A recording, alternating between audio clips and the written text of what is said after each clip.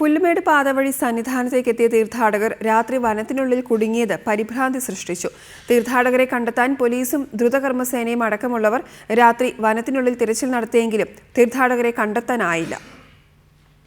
ഇന്നലെ രാത്രി 9:30ഓടെയാണ് പുല്ലുമേട് പാതവഴി സന്നിധാനത്തേക്ക് വരുന്ന തമിഴ്നാട്ടിൽ നിന്നുള്ള 7-അംഗ സംഘം വനത്തിനുള്ളിൽ കുടുങ്ങിയതായി പോലീസിന് വിവരം ലഭിക്കുന്നത്.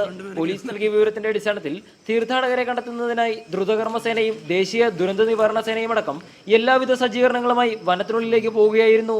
ഇതിനിടെ തീർത്ഥാടകരെ മൊബൈൽ ഫോണിൽ ബന്ധപ്പെടാൻ ശ്രമിച്ചെങ്കിലും അവരുടെ ഫോൺ ഓഫായതിനാൽ ആ ശ്രമം വിജയിച്ചില്ല. ഇതോടെ രക്ഷാദൌത്യത്തിനായി പോയ സംഘം 5ആയി തിരിഞ്ഞ് വനത്തിനുള്ളിൽ തിരച്ചിൽ നടത്തി. മണിക്കൂറുകൾ നീണ്ട തിരച്ചിലും തീർത്ഥാടകരെ കണ്ടെത്താനാകാത്തത് വലിയ പരിഭ്രാന്തിയാണ് സൃഷ്ടിച്ചത്. രാത്രിയിൽ ആന ഇറങ്ങുന്ന പ്രദേശമായതിനാൽ തീർത്ഥാടകർക്ക് അപകടം സംഭവിക്കാനുള്ള സാധ്യതയും ഉണ്ടായിരുന്നു. ഇതോടെ വിശദമായ തിരച്ചിലിന് ശേഷം തീർത്ഥാടക സംഘം യാത്ര ആരംഭിച്ച ഉപ്പുപാറയിലേക്ക് തിരിച്ചുപോയോ എന്ന് അന്വേഷിക്കാനായി ദൗത്യ സംഘം ഉപ്പുപാറ വരെ തിരച്ചിൽ നടത്തുകയായിരുന്നു.